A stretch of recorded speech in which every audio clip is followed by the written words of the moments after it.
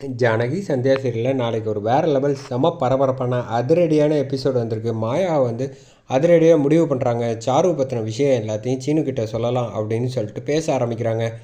இந்த பக்கம் மாயா வந்து சீனு ரூமுக்கு வந்துடுறாங்க. வந்ததுக்கப்புறமா என்ன சீனு, அப்புறம் வீட்டில் எல்லோரும் உனக்கு புதுசாலாம் ஆள் வந்திருக்காங்க போல் உனக்கு கெஸ்ட்டு அப்படின்னு சொல்கிறப்ப, யாரை சொல்கிற நீ அப்படிங்கிறப்ப, வேறு யாரை சொன்ன, சாருவை தான் அப்படின்னு சொல்கிறப்ப, இப்போ எதுக்கு அவளை பற்றி என்கிட்ட பேசிக்கிட்டு இருக்க அப்படிங்கிறப்ப, இல்லை உங்கள் அம்மா சில பல பெரிய திட்டத்தோடு வந்து சாருவை அழைச்சிட்டு வந்திருக்காங்க வீட்டுக்கு அப்படின்னு சொல்கிறப்ப, என்ன திட்டமாக இருக்கும் அப்படிங்கிறப்ப, ஒன்றுமே தெரியாத மாதிரி கேட்குறிய அப்படின்னு சொல்கிறப்ப, என்னன்னு சொல்லு, உங்கள் அம்மா வந்து சாருவை கல்யாணம் பண்ணி உனக்கு வைக்கிறதுக்காக திட்டம் போட்டு வச்சுருக்காங்க தெரியுமா அப்படின்னப்ப, இருந்துட்டு போகட்டும், என் வாழ்க்கையில் வந்து நான் எந்த முடிவும் எடுக்கலையே அப்படின்னு சொல்கிறப்ப, ஏன் சீனு பேசாமல் நீ வேணால் அவளை கல்யாணம் பண்ணிக்க வேண்டியதானே அப்படிங்கிறப்ப, நீ சொல்கிற பற்றியா வாஸ்தவமான பேச்சு, நான் உன்னை கல்யாணம் பண்ணிக்காமல் உன்னை காதலிக்காமல் இருந்திருந்தேன்னா நிச்சயமாக எங்கள் அம்மா சொன்னபடி பத்மா சொன்னபடி நிம்மதியாக அவளை கல்யாணம் பண்ணிவிட்டு இருந்திருப்பேன்.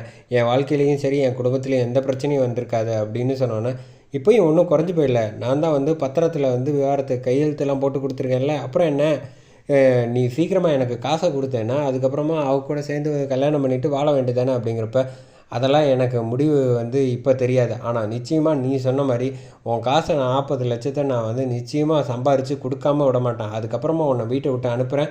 அதுக்கப்புறம் எங்கள் குடும்பத்தில் என்ன முடிவு பண்ணுறாங்களோ அதுபடி நான் நடந்துப்பேன் அப்படிங்கிறப்ப சொல்லிட்டு, சீனு போ சீனு, எங்கே போனாலும் சுற்றி என்கிட்டக்க தான் வந்தாகணும், கூடி சீக்கிரம் வந்து இன்னும் ஒரு வருஷத்தில் உன் மனசை மாற்றாமல் நான் விட மாட்டேன் அப்படின்னு மாயா வந்து சிரிச்சுக்கிட்டே வந்து கேஷுவலாக எடுத்துக்கிட்டாங்க. ஏன்னா சாரு வந்து எப்படியும் வந்து நாடகம் தான் ஆடுவான்னு வந்து மாயா வந்து தெரியும் இல்லை, அதனால் பார்த்துக்கலாம் எதுவாக இருந்தாலும்னு தைரியமாக இருக்காங்க. அந்த சமயத்தில் தான் இங்கே கரெக்டாக தினம் வந்து காலில் வந்து வலிக்குது அப்படின்னு சொல்லிட்டு இந்த பக்கம் வந்து காலை பிடிச்சிட்டு அப்படியே மெத்தையில் வந்து உட்காந்துருக்காங்க. என்ன ஆச்சு அப்படின்னு கதிர்கிட்ட கேட்டோன்னே, விளாண்டுட்டு இருந்தேன்னா அதான் ப்ராக்டிஸ் பண்ணுறப்ப காலில் கொஞ்சம் வந்து லைட்டாக அடிபட்டுருச்சு அப்படின்னு சொல்கிறப்ப, எதுவாக இருந்தாலும் கொஞ்சம் கவனமாக இருக்கணும், இரு வரேன் அப்படின்னு சொல்லிட்டு, எங்கே போகிற அப்படின்னு சொன்னோன்னே இந்த பக்கம் காலுக்கு வந்து பிளாஸ்டிக் போடுறதுக்காக வந்து எடுத்துகிட்டு வராங்க.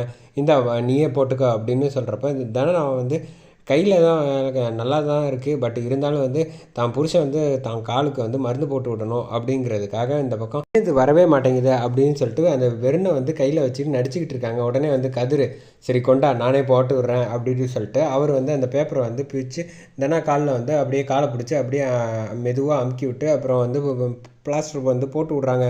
அதுக்கப்புறமா சரி, இந்த பக்கம் தனா சிரிக்கிறாங்க, நீ வந்து எதுக்காக வந்து இதெல்லாம் செய்கிறேன்னு எனக்கு நல்லாவே தெரியுது அப்படின்னு சொல்லிட்டு கதிர் வந்து லைட்டாக க்யூட்டாக சிரிக்கிறாங்க. நான் போய் உனக்கு வந்து ஜூஸ் எடுத்துகிட்டு வரேன் அப்படின்னு சொல்லிட்டு இந்த பக்கம் கதிர் போனதுக்கப்புறம், கதிர் வந்து எவ்வளோ தூரம் என் மேலே வந்து பாசத்தோடு அன்போடு இருக்கான்.